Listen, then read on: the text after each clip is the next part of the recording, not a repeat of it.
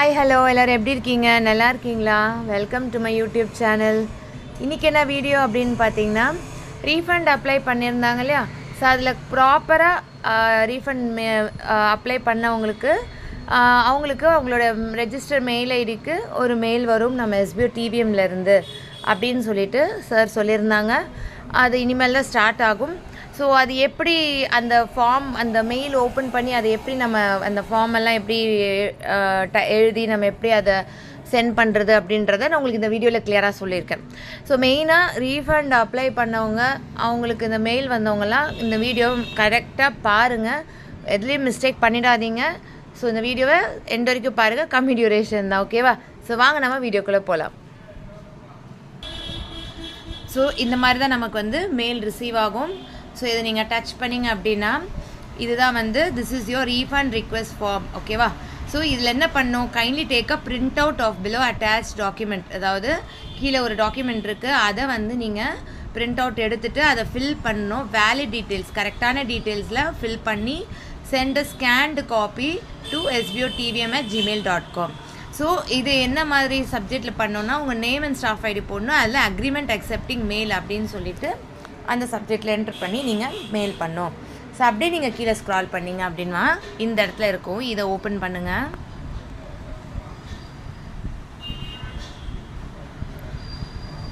So இப்படி தான் இருக்கும் 2 ஷீட்டு. ஸோ இந்த 2 ஷீட்டுமே வந்து நீங்கள் வந்து உங்களோட நியர்பை நெட் சென்டரில், கம்ப்யூட்டர் சென்டரில் இருக்கு இல்லையா, அங்கே போயிட்டு இந்த மெயிலை நீங்கள் அவங்கக்கிட்ட ஷேர் அவங்களோட மெயிலுக்கு உங்கள் மெயிலில் இந்த இதை மட்டும் ஷேர் பண்ணிங்கன்னா அதை ஓப்பன் பண்ணி அவங்க வந்து உங்களுக்கு 2 ஷீட்டை A4 சைஸ் ஷீட்டில் இந்த 2 ஷீட்டையுமே அவங்க பிரிண்ட் எடுத்து கொடுத்துருவாங்க. நீங்கள் அதை வீட்டில் எடுத்து வச்சு நீங்கள் வந்து இதை எழுதணும். ஸோ நான் உங்களுக்கு கொஞ்சம் ஜூம் பண்ணி காட்டுறேன். ஸோ இதுதான் வந்து ஃபார்மு, இப்படி தான் இருக்கும். இதில் வந்து உங்கள் நேம் என்ட்ரு பண்ணிவிடுங்க. நீங்கள் மிஸ்ஸஸாக இருந்தால் இல்லை ஒரு ஹேஷ் போட்டு உங்கள் மிஸ்ஸஸ்ன்னு போட்டு ஒரு மிஸ்ன்னு போட்டு உங்கள் நேம் போட்டுருங்க. அண்ட் எஸ்பிஓ ஐடி, இது வந்து உங்களுக்குன்னு நீங்கள் ஜாயின் பண்ணும் போது உங்களுக்குன்னு ஒரு ஐடி கொடுத்துருப்பாங்க. எஸ்பிஓ விடிபி ஒரு நம்பர் இருக்கும், இல்லை எஸ்பிஓ விடிபிஎன்னு சொல்லி நம்பர் இருக்கும், இல்லை எஸ்பிஓ விடிபின்னு சொல்லி நம்பர் இருக்கும், இல்லை எஸ்பிஓ விடிபிஎன்னு சொல்லிட்டு நம்பர் இருக்கும். இல்லை என்ன உங்களுக்கு ஜாயின் பண்ணும்போது வந்து கொடுத்தாங்களோ அதான் உங்களுடைய ஸ்டாஃப் ஐடி, அதாவது எஸ்பிஓ ஐடி. அது இங்கே நீங்கள் எழுதிடுங்க. அட்ரஸ், உங்களுடைய கரெக்டான அட்ரஸ், டோர் நம்பர் எல்லாமே கிளியராக உங்களோட அட்ரஸ் எழுதிடுங்க. டிஸ்ட்ரிக்ட் அண்ட் பின்கோட், டிஸ்ட்ரிக்ட் நீங்கள் வந்து சேலமா, திருச்சியா, மதுரையா, சென்னையா, என்ன ஏரியாவோ நீங்கள் அந்த டிஸ்ட்ரிக்டை போட்டுட்டு பின்கோடையும் போட்டுருங்க. இங்கே வந்து பேன்ன்றது உங்களோட ப்ரொஃபைலில் நீங்கள் கொடுத்துருந்த பேன் கார்டு நம்பரை நீங்கள் என்ட்ரு பண்ணிவிடுங்க. ஸோ அப்படியே நீங்கள் கீழே போனீங்கன்னா இங்கே வந்து உங்களோட அந்த ஸ்டாஃப் ஐடி, இங்கே என்ன என்ட்ரு பண்ணிங்களோ அந்த ஸ்டாஃப் ஐடியை இங்கே என்ட்ரு பண்ணிவிடுங்க. அதுக்கப்புறம் இது எல்லாமே ரீட் பண்ணி பாருங்கள், பொறுமையாக பாருங்கள்.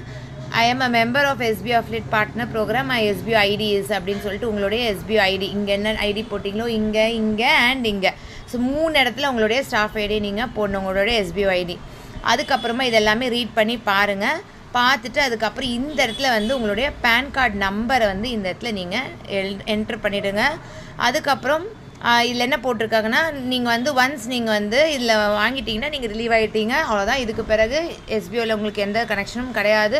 அண்டு நீங்கள் உங்களுடைய ப்ரொஃபைல் என்ன பேங்க் டீட்டெயில்ஸ் கொடுத்துருக்கீங்களோ அந்த பேங்க் டீட்டெயில்ஸில் தான் எனக்கு அமௌண்ட் வரணும், அதாவது அதில் தான் உங்களுக்கு வரும் அப்படின்றதுக்கு எல்லாமே கிளியராக இதில் போட்டிருக்காங்க. அண்ட் இதையும் நல்லா ரீட் பண்ணி பாருங்கள், எல்லாமே கிளியராக எல்லாம் பொறுமையாக பாருங்கள். I also understand that SBO to give my all pending monies submission of this letter. It will take 5 to 7 working days to reflect into my bank account.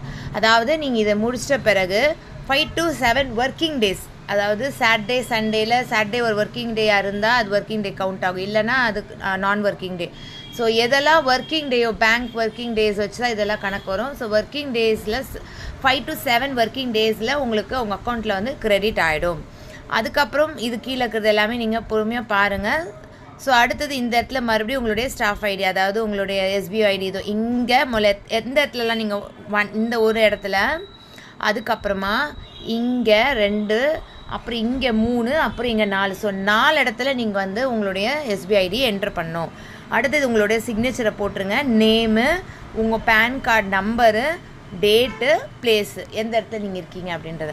So இது எல்லாமே நீங்கள் கிளியராக எழுதி முடிச்சுட்டு இதை வந்து நீங்கள் உங்கள் மொபைலில் நீங்கள் ஃபோட்டோ எடுத்திங்கன்னா அது சில நேரம் கிளியராக இருக்கும், சில நேரம் கிளியராக இருக்காது எனக்கு தெரிஞ்சு. அதனால் நீங்கள் என்ன பண்ணுறீங்கன்னா, இதுக்குன்னு ஒரு ஆப் இருக்குது, ஸ்கேனிங் ஆப்புன்னு சொல்லிட்டு இருக்குது. அந்த ஆப்பில் நீங்கள் வந்து இதை ஃபோட்டோ எடுத்துக்கோங்க. ஸோ நான் உங்களுக்கு அது என்ன ஆப்புன்றேன். ஸோ இதுதான் அந்த ஆப்பு. இது நீங்கள் பெஸ்ட்டான ஆப் தான், இதை நீங்கள் இன்ஸ்டால் பண்ணிக்கோங்க. அந்த ஆப் இன்ஸ்டால் பண்ணிட்டீங்க அப்படின்னா இந்த இடத்துல கேமரா மாதிரி ஒன்று இருக்கும். ஸோ அதை நீங்கள் இப்படி டச் பண்ணி அந்த சென்டரில் இருக்க இதை கொடுத்துட்டிங்கன்னா அது ஃபோட்டோ எடுத்துரும். அந்த பேஜ் இப்படி தான் நீங்கள் பேஜை ஃபோட்டோ எடுத்து இந்த இடத்துல நீங்கள் க்ராப் பண்ணி அட்ஜஸ்ட் பண்ணிக்கலாம். அட்ஜஸ்ட் பண்ணிவிட்டு சேவ் பிடிஎஃப் கொடுத்துட்டிங்கன்னா அது சேவ் ஆகிடும். அவ்வளோதான். அடுத்தது மறுபடியும் மெயிலுக்கு போகலாம். ஸோ மெயிலுக்கு போயிட்டு கம்போஸ் மெயிலுக்கு போங்க. இதில் வந்து எஸ்பிஓ டிவிஎம் போட்டுருங்க. இந்த இடத்துல வந்து உங்கள் சப்ஜெக்ட் என்ன கொடுத்துருந்தாங்க, உங்கள்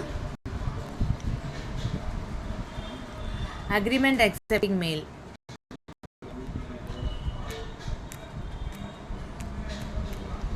இந்த இடத்துல உங்களோட நேம், உங்களுடைய ஸ்டாஃப் ஐடி. ஸ்டாஃப் ஐடின்றது நீங்கள் அந்த இதில் கொடுத்துருந்தீங்களே எஸ்பிஐ ஐடின்னு, அது இதை கொடுத்துட்டு இந்த இடத்துல இருக்கு இல்லையா, இதை நீங்கள் ஓப்பன் பண்ணிவிட்டு அட்டாச் ஃபைலை ஓப்பன் பண்ணுங்கள். இமேஜை செலக்ட் பண்ணிவிட்டு இல்லை செலக்ட் ஆகிடும். செலக்ட் ஆன உடனே இதை கொடுத்துட்டீங்க அப்படின்னா மெயில் வந்து சென்ட் ஆகிடும். ஸோ இந்த மாதிரி தான் நீங்கள் வந்து மெயில் பண்ணணும். ஃபஸ்ட்டு அந்த ஷீட்டை நீங்கள் பிரிண்ட் அவுட் எடுத்துகிட்டு கிளியராக ஸ்டாஃப் ஐடி நான் 4 இடத்துல சொல்லியிருக்கேன்னு நினைக்கிறேன். ஸோ அந்த இடத்துலலாம் நீங்கள் வந்து ஸ்டாஃப் ஐடி போட்டுருங்க.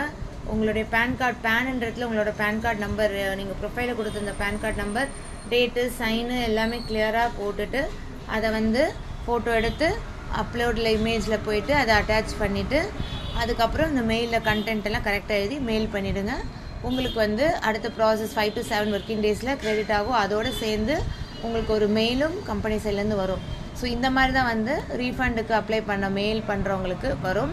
ஸோ இந்த வீடியோ வந்து புரிகிற மாதிரி கிளியராக நான் சொல்லியிருக்கேன். ஸ்கிப் பண்ணாமல் பார்த்தீங்கன்னா உங்களுக்கு கிளியராக புரிஞ்சிடும். ஸோ எதாவது டவுட் இருந்துச்சுன்னா இந்த கமெண்ட்டில் கேளுங்க, நான் உங்களுக்கு எக்ஸ்பிளைன் பண்ணுறேன். ஓகேவா? தேங்க்யூ.